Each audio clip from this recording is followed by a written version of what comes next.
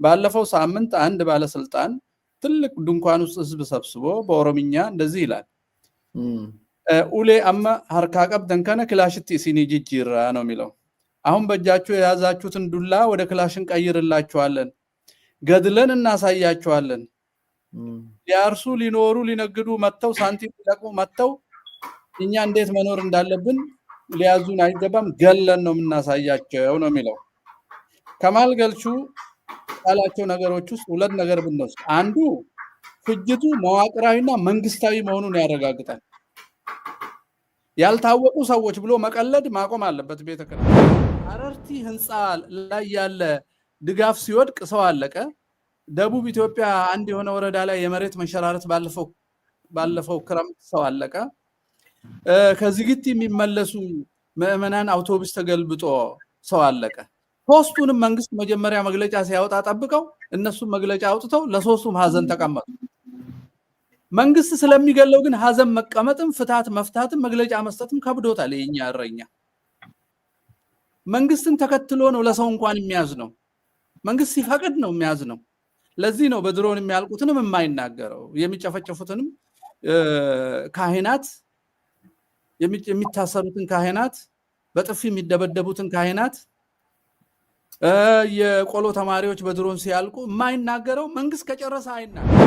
አኖሌ በተቀመጠው ሐውልት ውስጥ ከበሮና ጽናጽል አስቀምጠው ሰው ሲጎበኝ ምንድነው ሲሏቸው ሚኒሊክ የኦሮሞን ጀግኖች አንድ በአንድ ሸልማቸዋለሁ ብሎ ወደ አዳራሽ ሲያስገባ ቀኝ እጃቸው ሲመተር ብሎ ከጮኸ ውጪ ያለው ሰው ሰምቶ ወደ ውስጥ አልገባም እንዳይል ቄስ እዚህ ቆሞ ከበሮ ይደበድባል ድምፁን ከቨር ለመሸፈን ብለው ነው የሚያስጎበኙ። ስለዚህ ኦርቶዶክስን ማጥፋት ካህናትን ማጥፋት መዋቅራዊ ትርክታዊና ርዕዮተ ዓለማዊ ነው። የብልጽግናው ኦነጋዊ የፖለቲካ ኦሮሞማ ጸረ ኦርቶዶክስ ነው። ትዝ ይለኛል የዛሬ 20 ምናምን ዓመት አካባቢ ቅዱስ ዑራኤል በጣም አስቸጋሪ አስተዳዳሪ መጡ። በጣም አስቸጋሪ ሰው ሁሉ ጠላቸው። ካህን አበደ። አንድ መነኩሴ ክላሽ ይዞ ገብቶ ቤተ መቅደስ ውስጥ ተከሰባቸው። ተአምር ስለሆነ ቤት እንዳለፈች የመንበሩን አምድ ወቅታ አጠገባቸው ተኩሶ ሳይመቱ ቀሩ። ተአምር ነው ይሄ። እኚህ ሰውዬ ያደረጉት ከዛ ተምረው አጥፍቻለሁ፣ በድያለሁ፣ ወንድሜ አብዶ ጥይት ይዞ እስኪመጣ አድርጌያለሁ አላሉ። ባታዊ አምጥተው አባታችንን አክብሩ አሰበኩ። አሁን የተቸገርነው በስብከት በመወዳደስ ሐዋርያዊ ጉዞ ሄደው መጡ ፓትርያርኩ ይለዋል። ሄደው መንበረ ሰላማን መንበረ ህዋትን ባርከው ሲመለሱ ሐዋርያዊ ጉዞ አደረጉ። ቤተክርስቲያን አፍርሰው ሲመለሱ። ሁለተኛ እንደና አቡነ ሩፋኤል ስማቸው መጥራት ስላለብኝ የዛሬ 2 ዓመት በነበረው ጠቅላላ ጉባኤ ላይ ሽመልስ አብዲሳን አመስግኑልኝ ብለው ወለጋ ያለውን እልቂት ምስጋና አድርገው አቅርበው ነበር። እንደፈለጉ ተንቀሳቅሰዋል። ለምን? ከገዳይ ጋር ስለተስማሙ። ጠፉ ብለን እኛ በሶሻል ሚዲያ ስንጮህ ኦነግ ሰራዊት ጋር ቆይተው ተመልሰዋል። ልጆቼን አስተምሬ አይነኩኝም ሰሙኝ ብሎ ተመልሰዋል። ገዳዮቹ ጋር ቆይተው ማለት ነው። እኛ ጠፉብን አባታችን ብለን የጮህነውን ሌሎቹ ወቅሰውናል በዘርና በጎሳ መጥተው። እንዴት ነው መንቀሳቀስ? በፈቃድ ነው? በአመቺነት ነው? ልጆች አባ ቅድም እንዳሉት አንድ ልጅ ቢጎዳ መምህሩ እንደሚሄደው አባት ልጆቹ ጋር ባይመችም ቢመችም መሄድ አለበት። በቃ ህግ አውጪ ነኝ፣ ህግ ፈጻሚ ነኝ፣ አዋቂ ነኝ፣ አስተዳዳሪ ነኝ፣ ሁሉን ነገር እሺ አድርጉት ሲባል ደግሞ ሰው እያሳረደ ባልታወቁ ሰዎች ብሎ ሪፖርት ያደርጋል። ባልታወቁ ሰዎች ብሎ ነገር የለም። 8 ዓመት ያልታወቀ ነገር የለም። መንግስት ነው። ይሄንን እውነት ተናግሮ ህዝቡን እንደማዳን ባልታወቁ እያሉ ማስተኛት። ዙቋላ እኮ ሐውልት ተሰርቷል ባለፉት ለተገደሉት አባቶቻችን። አባቶች ስለሚያውቁ በሸኔ የተገደሉ ብለው ጽፏል። ሸኔ ራሱ ክሊር አይደለም። እሱ ራሱ እሱን እንኳን ካልፋቃችሁ አንመርቅም ያሉ ጳጳሳት አሉ። የምስራቅ ሸዋውና የሚዲያው አባት ማለት ነው። ተመልከቱ። አቅማችንን አስታውሶ ልጆቻችን ይሄው እረኛው 8 ዓመት ሙሉ ቀጥ ብሎ መፍትሄ አልሰጥ ብሎናል። አቃቤ ሕጉ እኛ ስንገደል የሚከሰው ሰው የለም፣ ፖሊስ የሚይዘው ሰው የለም፣ መከላከያ አይላክም ስለኛ ደም። ስለዚህ ራስህን የምታድንበትን ሃይማኖትህን፣ ቀኖናህን፣ የአባቶች ሰማዕታትን መንገድ የቀደሙ እንግዲህ ጣሊያን ነጭ ስለሆነ ብቻ ነው እንደ የወጋ ነው ታቦት ይዘን የወጋ ነው። ይሄ እኮ ጥቁር ጣሊያን ነው አይደለም እንዴ? ስለዚህ በባህላችን መሰረት የመጣብንን ወራሪ ለመከላከል ተመካከሩ። በእርግጥ ይሄ ራሱ መግለጫ የተሰጠው እንደምታውቁት በብዙ ጫጫታ፣ በብዙ ቁጣ፣ በብዙ ሰዎች ጥያቄ፣ ለቅሶ፣ ሀዘን ነው። መግለጫ ውስጥ ያሉ መልካም ነገሮች ከዚህ በፊትም ይሄ ነገር ተደጋግሟል የምትሉ ስቴትመንት በጣም ጥሩ ነች። ተደጋግሟል። ምክንያቱም መዋቅራዊነቱን ለማሳየት ቀጥሎ የሚባል ነገር ነበረ አላሉትም እንጂ ምክንያቱም ተደጋግሟል ከተባለ መንግስት ባልፈረሰበት አገር አስተዳዳሪ ስላለው ለምን ተደጋገመ? ድንገተኛ ግጭት በረጅሙ 1 ሳምንት ሊቆይ ይችል ይሆናል። ሳምንት ራሱ ትልቅ ነው ለአንድ ሀገር፣ በተለይ ደም የሚያፈስ ከሆነ። ይሄ 8 ዓመት ነው። 8 ዓመት ነው ትተን ማለት ነው የወያኔውን ከበደኖ እስከ አርባ ጉጉ ያለውን እልቂት ትተን አሁን ያለውን መንግስት ስለሆነ የምናነጋግረው። ያለፈው እንግዲህ ድል ሲገኝ ይሆናል ወደ ፍትህ የሚመጣው። አሁን ያለውን መንግስት ለመጠየቅ ካስፈለገ ባለፉት 8 ዓመታት መንግስት ባለበት በአርሲ፣ በኮፈሌ፣ በዶዶላ፣ በሻሸመኔ የሚለውን ሁሉ ማንሳት ነበረበት መግለጫው። መንግስት ባለበት ይሄ ከተደረገ መንግስት ምንድን ነው ለኛ ለኦርቶዶክሳውያን ጠላቶቹ ነን ወይስ እረኛችን ነው የሚለው መጠየቅ ነበረበት መግለጫ። ይሄኛው ያኛውን ሁሉ ማንሳት አለበት። ምክንያቱም ያኔም ሰው ነው የሞተው።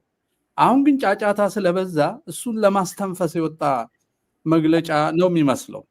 ሌላው የመግለጫውን ፍርሃትና ኃላፊነት ያለመውሰድ የምታየው የምስራቅ አርሲ ሀገረ ስብከት በነገረን መሰረት ይላል እንጂ ሰው አካሉን አይጠቅስም። ቤተክርስቲያን ነች እየተናገረች ያለችው። ምስራቅ አርሲ ሀገረ ስብከት የቤተክርስቲያን አንዱ እጅ ነው። በምስራቅ ተደረገ ነው የሚባለው እንጂ ሀገረ ስብከቱ ሪፖርተር አድርጎ አሳልፎ ሰጥቶ የፈጨፉበት የሀገረ ስብከቱን ኃላፊዎች ናቸው ሪፖርት ያደረጉት። እኛ እንግዲህ ስለነገሩን ነው አይነት በጣም አሳዛኝ የሆነ አጠቃቀስ ነው የተጠቀሰው። እነዚህ ሰዎች ራሳቸውን የማዳን አይነት ቋንቋ እዚህ ውስጥ አያለው እኔ ቀሲስ፣ እና በጣም ያስጨንቀኛል እንዲህ አይነት ኃላፊነት ያለመውሰድ ነገር። ቋሚ ሲኖዶሱ አወገዘ ይላል። አሁን የኛ ቤት ውግዘት እንኳን ኢአማንያንና የብልጽግና ወንጌል ሃይማኖት ተከታይ መንግስትን ቀርቶ በኢትዮጵያ ቤተክርስቲያን ሞኖኮስን ያሉትን መንበረ ሰላማ መመለስ ያቃተው፣ ምክንያቱም የአማኒነት ስለገባ ወለጋ አባ ገብርኤል ነኝ የሚለውን ሰውዬ መያዝ ያቃተው፣ ውግዘትን ተከትሎ አንዳንድ መንግስታዊ እርምጃዎች በፍትሐ ብሔሩ ህግ መሰረት ቤተክርስቲያን ህጋዊ ሰውነት አላት። ያወገዘችውን ነገር ህግ አፈጻጸሙ በመንግስት ነው። ለምሳሌ የሸሪያ ፍርድ ቤት የፈረደውን ፖሊስ በፍርዱ መሰረት ወስዶ ያስራል። ሲኖዶስ የወሰነውን መንግስት ነው የሚያስፈጽመው። ለምሳሌ የትግራይ እነ መንበረ ሰላማ የሚባሉት የነሰረቀ ቡድን ተወገዘ። ግን የኢትዮጵያን ኦርቶዶክስ ተዋሕዶ ቤተክርስቲያን አብያተ ክርስቲያናት በሙሉ ምዕመናን በሙሉ ገዳማት በሙሉ ወረው ሲወስዱ መንግስት ምንም አላስፈጸመም። ቅባቶችን አወገዙ። የኢትዮጵያን ኦርቶዶክስ ተዋሕዶ ቤተክርስቲያንን ልብስ፣ ህዝብ፣ ገዳም ወስደው መንግስት ምንም አላደረገም። ስለዚህ መንግስት እንዳለበት የሚታወቀው የኦርቶዶክስ ቤተክርስቲያን አባቶች ያወገዙትን እንዳልሰማ ተወጋዦቹ እንዲቀጥሉ ነው የሚያደርገው መንግስት። ይሄንም መንግስት አውግዘናል ማለት ምን ማለት ነው? እነዚህ ሰዎች ገዳዮቹን አውግዘናል ማለት ነው። ሴኩላር ቋንቋ ነው። ሴኩላሮች ናቸው እናወግዛለን ይላሉ። ከኛ ወስደው ከክርስትና ወስደው ማሰር እኮ ነው ነገርየው። ስለ እስር ስለመፈታት የማያውቀውን የሚያርደውን አውግዥ ያለው ሳይሆን ባለው ዓለም አቀፍ ሀገር አቀፍ ህግ ነው ቋንቋው መሆን የነበረበት። በዚህ ጊዜ ለፍርድ ቀርበው እስከዚህ ጊዜ የተጎዱት ተክሰው ካላየን ሚሊዮኖች ልጆቻችንን ጥሪ አድርገን ራሳችንን የምንከላከልበትን ሁኔታ እንፈጥራለን ነበረ መዝጊያው መሆን የነበረበት። አክሽን የሌለው ተከታይ እርምጃ የሌለው ሽባ የሆነ የምዕራባውያን የፖለቲካ ሰዎች we are concerned እንደሚሉት ሰው እያለቀ ደስ እያላቸው ግን እንዳይታሙ we are concerned about what is going on in Ethiopia አሳስቦናል፣ በሶሪያ የሚካሄደው አሳስቦናል፣ በዩክሬን የሚካሄደው አሳስቦናል እያሉ እንደሚቀልዱት ጠበንጃ እየላኩ አሳስቦናል ይለዋል። የዛ አይነት መግለጫ ነው ለኔ የሲኖዶሱ መግለጫ። ምንም ሽባ የሆነ ክትትል የሌለው ነው። ቀጥሎ መደረግ የነበረበት እኛ አቅም አለን፣ አባ ቅድም እንዳሉት እኛ አቅም አለን። ይሄ እኮ ትንሽ ነገር ነው፣ እውነት ትንሽ ነገር ነው። አቅማችንን አስታውሶ ልጆቻችን ይሄው እረኛው 8 ዓመት ሙሉ ቀጥ ብሎ መፍትሄ አልሰጥ ብሎናል። አቃቤ ሕጉ እኛ ስንገደል የሚከሰው ሰው የለም፣ ፖሊስ የሚይዘው ሰው የለም፣ መከላከያ አይላክም ስለኛ ደም።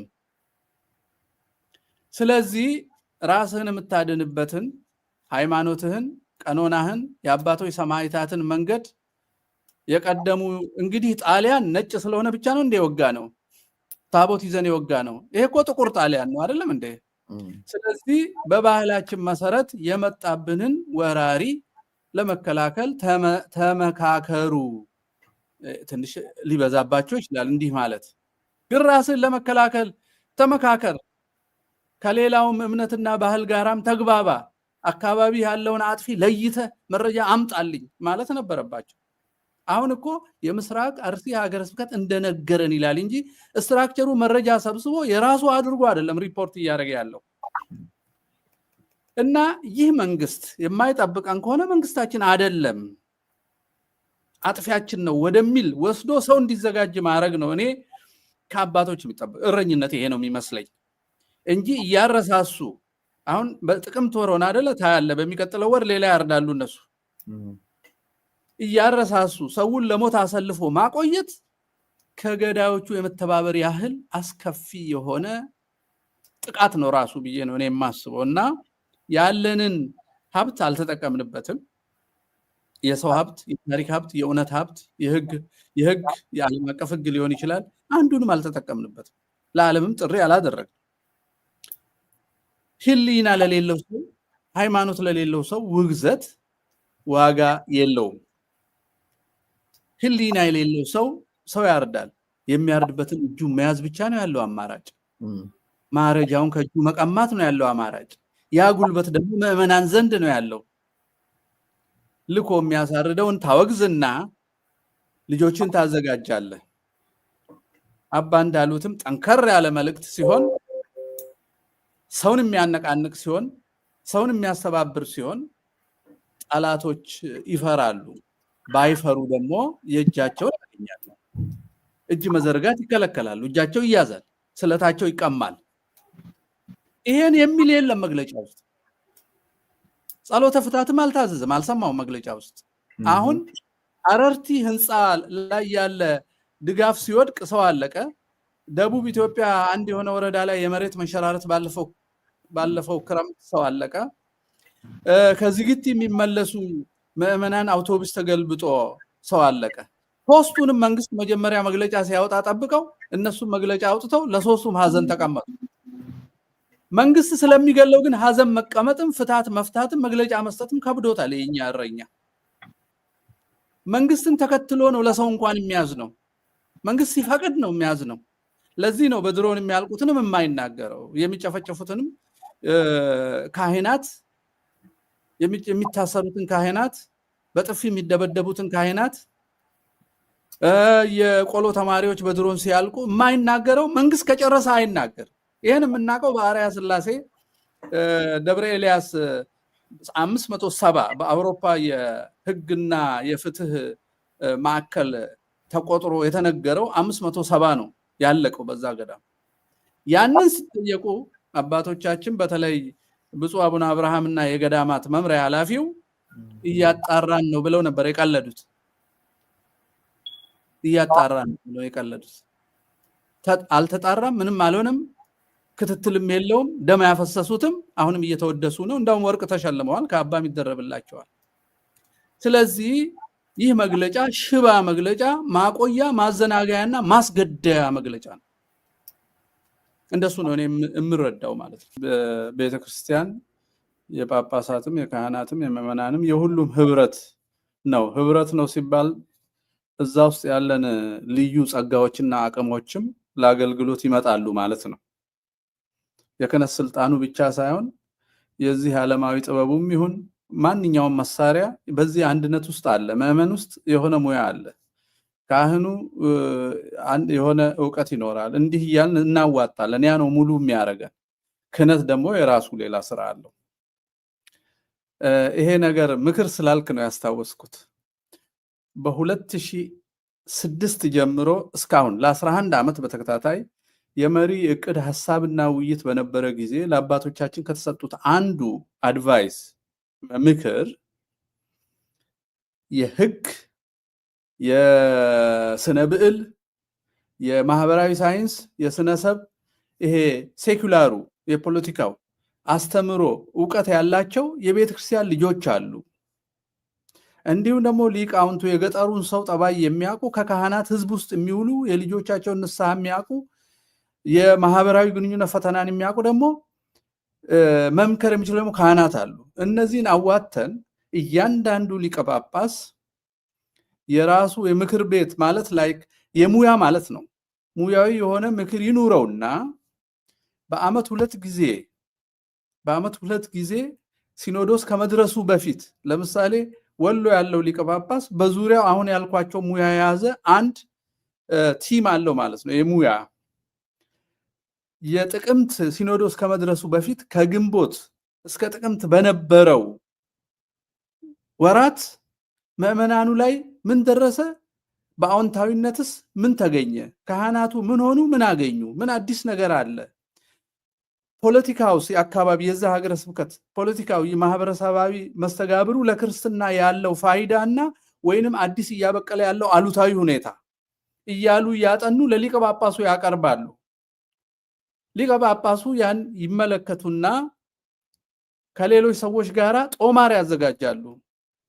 በእኔ ሀገረ ስብከት እንዲህ አይነት ፈተናዎች አሉ፣ እንዲህ አይነት መፍትሄዎች ደግሞ ይኖሩናል፣ ወደፊት እንደዚህ እንፈራለን፣ እንሰጋለን፣ እንዲህም ተስፋ እናደርጋለን የሚል ጦማረ ሊቀ ጳጳስ ነው። 60 ጳጳስ ካለ 60 ጦማር አለን። ፓትርያርኩ ደግሞ የ60ም ጦማር ጨምቆ እና የዓለም አቀፍ እይታ ጨምሮ ለሳቸው የሚሰጥ ደግሞ ቲም አላቸው። የጳጳሳቱ ሁሉ ርዕስ የሆነው ፓትርያርክ ደግሞ የሁሉንም እና ግሎባሉን ጨምሮ ቤተክርስቲያን ወዴት እየሄደች እንደሆነ የኢትዮጵያን ብቻ ሳይሆን የዓለምን እንኳን ፕሪዲክት አድርጎ ልጆቹን የሚያስጠነቅቅ ጦማር ያወጣል። ይሄ በአመት 2 ጊዜ ሲወጣ መጽሐፍ ይሆናል በአመቱ መጨረሻ ላይና ልጆቻቸው ይናበባሉ፣ ግራ አይጋቡም፣ በሰላማዊ ሰልፍ አይንጫጩም፣ እንደኛ ወጥቶ በሚለፈልፍባቸው ሰዎች አይሳሳቱም። ኦልሬዲ በጥናት ላይ የተመሰረተ አለ ብለን ይሄም ምክር ሰጠን ደጋግመን 2 ሊቃነ ጳጳሳት እሺ አሉ። 2 ዓመት ቆይተው ሞከሩና ያው ሁሉን ነገር ምንድነው ትህትና ጉድለት ስላለ እንዲህ ስለሰማን ብቻ ማድረግ አንችልም፣ ተርምስ ኦፍ ሪፈረንስ ይፈልጋል ምን ይፈልጋልና አንደኛው ሁለቱ ጠየቁን። ይሄን ሐሳብ ለሰጠን ሰዎች ሰው አብረን መልምለን ምናምን ሰጠናቸው፣ በትነው ጠፉ። ቅያሬ ጠይቀው ወደ አሜሪካ ሄደ አንደኛው። ምክንያቱም ፖዚሽን የመቀያየር እንጂ ለውጥ የማምጣት ጉዳይ አይደለም ማለት ነው። እና መልአከ ሰላም እንዳሉት አስተዳደርን በዚህ እናሟላ ስትላቸው በቃ አይ ህግ አውጪ ነኝ፣ ህግ ፈጻሚ ነኝ፣ አዋቂ ነኝ፣ አስተዳዳሪ ነኝ ሁሉን ነገር እሺ አድርጉት ሲባል ደግሞ ሰው እያሳረደ ባልታወቁ ሰዎች ብሎ ሪፖርት ያደርጋል። ባልታወቁ ሰዎች ብሎ ነገር የለም። 8 ዓመት ያልታወቀ ነገር የለም። መንግስት ነው። ይሄንን እውነት ተናግሮ ህዝቡን እንደማዳን ባልታወቁ እያሉ ማስተኛት። ዙቋላ እኮ ሐውልት ተሰርቷል ባለፉት ለተገደሉት አባቶቻችን። አባቶች ስለሚያውቁ በሸኔ የተገደሉ ብለው ጽፏል። ሸኔ ራሱ ክሊር አይደለም። እሱን እንኳን ካልፋቃችሁ አንመርቅም ያሉ ጳጳሳት አሉ። የምስራቅ ሸዋውና የሚዲያው አባት ማለት ነው። ተመልከቱ ምንድነው ያለ ነው? ወደ ጠየቀው ስመለስ አዎ ጫና በስቶብናል። እውነት ተነግረዋል አባቶቻችን። አስፈሪውና አስደንጋጩ ነገር ግን ስልት የሚለውን አደጋ በማያጋጥመን በሚለው መለጠፍ። ይሄ ምክር እኔ ነኝ ለራሴ ከአደጋ መሸሽ አለብኝ። አባቶች ስለ ሰማዕትነት እዚህ ጋር ገድለ ጊዮርጊስን አስነብበውን 12ቱ ሐዋርያት ሮምን እንዴት ድል እንደነሱ ነግረውን ሲያበቁ፣ አዎ እነሱም አደጋ እንዳይደርስባቸው እኮ በምድር ሆነው በምልክት አስተምረዋል። የታወቀ እኮ ነው። ምንም አደጋ እንዳይደርስ ለመቆየት ለመመናን ለመቆየት እኮ ነው። ቅዱስ ጳውሎስ እንዳለው ብቆይማ አገለግላቸዋለሁ፣ እኔስ መሄዱ ነበረ የሚናፍቀኝ፣ ግን እዚህ መቆየት ለእናንተ ነው የሚጠቅመው ብሎ አዎ መቆየቱን በአጥር ላይም በገመድ ወርዶ አሳይቶናል። አዎ አደጋ ሆነ ተብሎ አይጠራም፣ ዝም ብሎም አይጋፈጥም። ልክ ነው። ግን ፓትርያርኩ ስለ ሰማዕትነት ነበር ሊነግሩን። ብዙ ሚሊዮኖች ነን እኛ፣ ሚሊዮኖች ነን። ይሄንም በመዋቅር የመጣብንን ጥቃት በመዋቅርና በህዝብ ንቅናቄ እንዴት እንደምንመልስ እምቢ ማለት፣ ለምሳሌ ጦርነት እኮ አይደለም፣ ለዚህ ለሚያርድህ መንግስት ብለህ ሪኮግናይዝ አታርገው ማለትም እኮ አንድ ትልቅ እርምጃ ነው። በቃ ሪኮግናይዝ አታርገው። አስገድዶ እኔ ሊያስረኝ ይችላል፣ ግብር ያስከፍለኛል፣ የታወቀ ነው። ግን አስገድዶኝ ነው። ቢያንስ ቤተክርስቲያን ሪኮግናይዝ አላረገችው። አሁን እኮ ባንዳውም ሰላዩም አንዳንዱ አስገዳዩን ከኦርቶዶክስ ነው የሚመነጨው። ለምን ጋይድ ላይን አልሰጠነው? ከቤተ ክርስቲያን ይልቅ የሚያዳምጠው ካድሬውን ነው። የቤተ ክርስቲያን ሚና የነበረው ካድሬው የገዳይ ስርዓት ሰራተኛ ስለሆነ እኔን ስማኝ፣ በእኔ መሰረት ይህ መንግስትህ አይደለም፣ አጥፊህ ነው። እስከዛ ነው መሄድ የነበረብን። አንዱ ይሄም መሽሎክሎክ የሚያሳይ ንግግር ጥሩ አልመሰለኝ። ሁለተኛው አባቶች እንደ ፈቃዳቸው እንዳይንቀሳቀሱ የሚለው እስካልተመቻቸልን አንንቀሳቀስም ነው። ምንድን ነው አንዱ ጥያቄ የሚያመጣው? ሁለተኛ እንደና አቡነ ሩፋኤል ስማቸው መጥራት ስላለብኝ የዛሬ 2 ዓመት በነበረው ጠቅላላ ጉባኤ ላይ ሽመልስ አብዲሳን አመስግኑልኝ ብለው ወለጋ ያለውን እልቂት ምስጋና አድርገው አቅርበው ነበር። እንደፈለጉ ተንቀሳቅሰዋል። ለምን? ከገዳይ ጋር ስለተስማሙ። ጠፉ ብለን እኛ በሶሻል ሚዲያ ስንጮህ ኦነግ ሰራዊት ጋር ቆይተው ተመልሰዋል። ልጆቼን አስተምሬ አይነኩኝም ሰሙኝ ብሎ ተመልሰዋል። ገዳዮቹ ጋር ቆይተው ማለት ነው። እኛ ጠፉብን አባታችን ብለን የጮህነውን ሌሎቹ ወቅሰውናል፣ በዘርና በጎሳ መጥተው። እንዴት ነው መንቀሳቀስ? በፈቃድ ነው? በአመቺነት ነው? ልጆች አባ ቅድም እንዳሉት አንድ ልጅ ቢጎዳ መምህሩ እንደሚሄደው አባት ልጆቹ ጋር ባይመችም ቢመችም መሄድ አለበት። የምንኩስና ሚስጥሩ እሱ አይደለ እንዴ? ከመንጎቹ ውስጥ መጀመሪያ ለምንድን ነው የሚለየው ነው? ከመንጎቹ የተሾመበት ተሰይሞ ያለበት ለተለየ ተልእኮ ካልሆነ በስተቀረ ከመንጎቹ ስለምንድን ነው የሚለየው?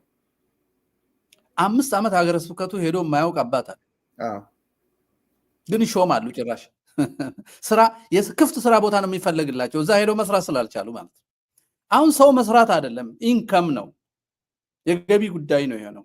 ስለዚህ ልጆቻቸውን የመጠበቅ ከፍተኛ ችግር ውስጥ ነው የገቡት። የልጆቻቸውን አቅም መጠቀም ፈቃድ የላቸው። 2 ነገሮችን በትዕዛዝ ሊያደርጉ ይፈልጋሉ፣ መታመንና መከበር። 2ቱ በትዕዛዝ አይገኙም። 2ቱ መታመን የሚገኘው ታምነህ ስትገኝ ብቻ ነው። ራስህን የምታገኘው ጠይቀህ አትወስድም፣ ሰርተህ ታገኘዋለህ። መከበርም የሚያስከብር ስራ ሰርተህ ነው የምታገኘው። ስለ ነፍሱ የሚጨንቅ ማንኛውም ምዕመን የመንግስት ሰማያት መግቢያ መክፈቻ ቁልፍ የያዘውን ካህን የሚያከብረው ለህይወቱ ሲል ነው። ይሄ በልመና አይደለም የሚወስዱት፣ ክርስቶስ የሰጣቸው ክብር ነው። ክብሩን የሰጣቸው ለእኛ መዳን ነው፣ እንዲነግዱበትም አይደለም። ሲሞናዊነቱ እኮ የተንሰራፋው ወደ ስራ ስለተቀየረ ነው። በመኳንንት ተደግፎ ስልጣን መያዝ እኮ የተንሰራፋው ስራ ስለሆነ ነው፣ ኢንከም ነው። ስለዚህ መኳንንቱ ከሾሟቸው በገንዘብ ከገዙት ገንዘቡ ያክብራቸው፣ መኮንኑ ያክብራቸው። እኔ የማከብረው ክርስቶስ የሾማቸውን ነው። ምዕመን የሚያከብረው ክርስቶስ የሾማቸውን ነው፣ ስለ ነፍሱ ነው። ሳይታመኑ የሚያስከብር ስራ ሳይሰሩ በትእዛዝና በትምህርት ትዝ ይለኛል የዛሬ 20 ምናምን ዓመት አካባቢ ቅዱስ ዑራኤል በጣም አስቸጋሪ አስተዳዳሪ መጡ። በጣም አስቸጋሪ ሰው ሁሉ ጠላቸው። ካህን አበደ። አንድ መነኩሴ ክላሽ ይዞ ገብቶ ቤተ መቅደስ ውስጥ ተከሰባቸው። ተአምር ስለሆነ ቤት እንዳለፈች የመንበሩን አምድ ወቅታ አጠገባቸው ተኩሶ ሳይመቱ ቀሩ። ተአምር ነው ይሄ። እኚህ ሰውዬ ያደረጉት ከዛ ተምረው አጥፍቻለሁ፣ በድያለሁ፣ ወንድሜ አብዶ ጥይት ይዞ እስኪመጣ አድርጌያለሁ አላሉ። ባታዊ አምጥተው አባታችንን አክብሩ አሰበኩ። አሁን የተቸገርነው በስብከት በመወዳደስ ሐዋርያዊ ጉዞ ሄደው መጡ ፓትርያርኩ ይለዋል። ሄደው መንበረ ሰላማን መንበረ ህዋትን ባርከው ሲመለሱ ሐዋርያዊ ጉዞ አደረጉ። ቤተክርስቲያን አፍርሰው ሲመለሱ እሳቸው የሰበሰቡ ሲኖዶስ ያወገዘውን ቦታ በውግዘት ውስጥ ገብተው ባርከው ሲመለሱ ሐዋርያዊ ጉዞ ፈጽመው መጡ። እንዳውም በአሁኑ ሲኖዶስ አጀንዳ የሚሆን መስሎኝ ነበረ።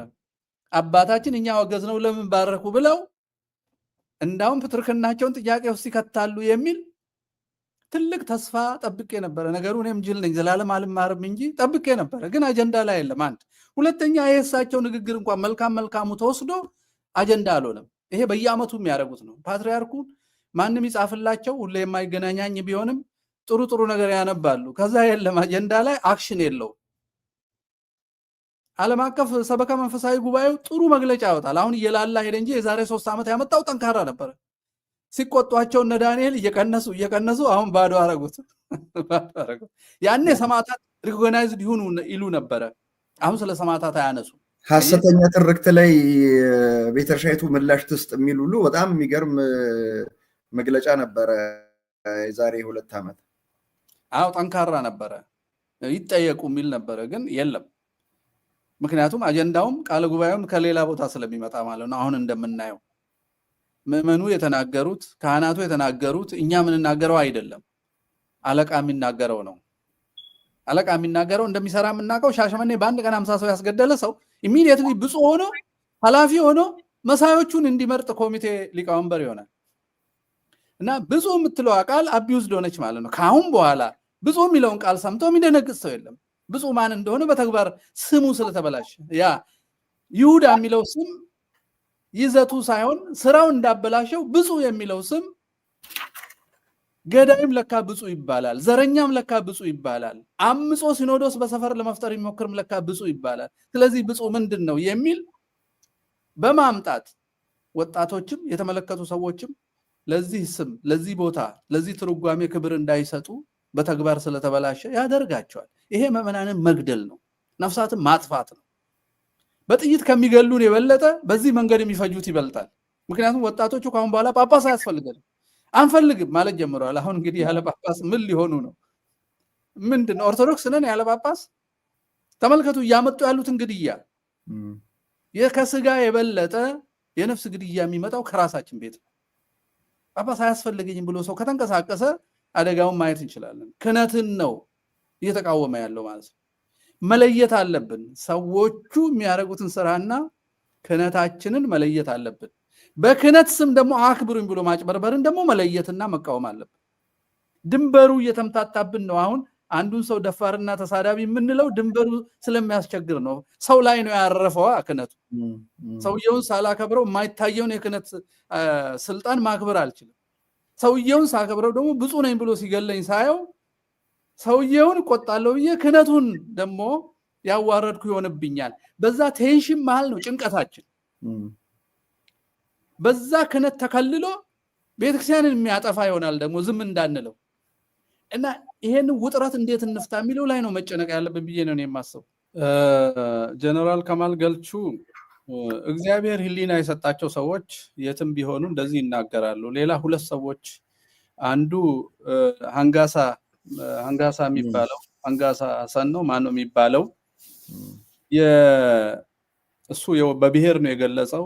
የአማራ የኦርቶዶክስ ጭፍጨፋ የሚቆመው የሽመልስ አብዲሳ እስከነ ካቢኔው ፈርሶ ሲቀየር ነው ካቢኔው ነው የሚያደርገው ብሎ ደጋግሞ ለአብይ አህመድም ጥሪ አድርጎለት የዋህነት ይመስላል። ይሄን እያየ ለምን ዝም አልክ ይለዋል። አብይ ያዘዘ ስለማይመስለው ማለት ነው አንጋሳና አንጋሳ መሐመድን በጣም ልናመሰግነው ይገባል። ከማል ገልቹንም እንደዚሁ ልናመሰግነው ይገባል። ከዚህ የዘር ፖለቲካ በራሱ እንደ ሃይማኖት የከፋ የሚጸኑለት የሚሞቱለት ሆኖ ነው ማየው አሁን በሐሰትም ቢሆን ማለት ነው። ይሄን አሸንፈው ለህሊና የተገዙ ሰዎች ናቸው የነገሩት። ባለፈው ሳምንት አንድ ባለስልጣን ትልቅ ድንኳን ውስጥ ህዝብ ሰብስቦ በኦሮምኛ እንደዚህ ይላል ኡሌ አማ ሀርካ ቀብደን ከነ ክላሽቲ ሲኒ ጅጅራ ነው የሚለው። አሁን በእጃችሁ የያዛችሁትን ዱላ ወደ ክላሽን ቀይርላችኋለን፣ ገድለን እናሳያችኋለን። ሊያርሱ ሊኖሩ ሊነግዱ መጥተው ሳንቲም ሊለቅሙ መጥተው እኛ እንዴት መኖር እንዳለብን ሊያዙን አይገባም፣ ገለን ነው የምናሳያቸው ነው የሚለው። ከማል ገልቹ ካላቸው ነገሮች ውስጥ ሁለት ነገር ብንወስድ አንዱ ፍጅቱ መዋቅራዊና መንግስታዊ መሆኑን ያረጋግጣል። ያልታወቁ ሰዎች ብሎ መቀለድ ማቆም አለበት ቤተ ክህነት፣ ምክንያቱም ባለቤቱ እየተናገረ ስለሆነ። ሁለተኛው እኛ ያላልናቸውን እኛ ከምንለው ውጪ የሚያስብ የሚያደርግ ሁሉ ጨፍጭፉ ነው የተባልነው ይላል። ምንድነው እነሱ ያሉት? እነሱ ያሉት ኦርቶዶክስ የነፍጠኛ ነው፣ ኦሮሞ ከሆንኩ እስልምናን ዋቂፈታንና ፕሮቴስታንትን ሶስቱን መርጠ ከሶስቱ አንዱን እንጂ ኦርቶዶክስ መሆን አትችልም ነው ያሉት።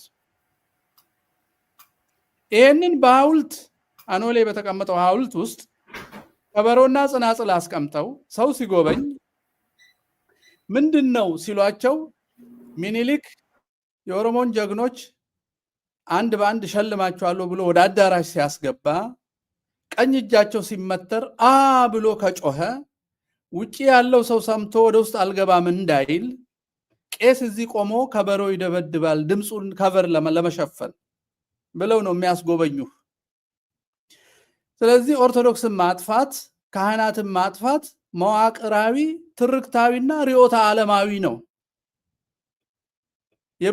የብልጽግናው ኦነጋዊ የፖለቲካ ኦሮሞማ ጸረ ኦርቶዶክስ ነው።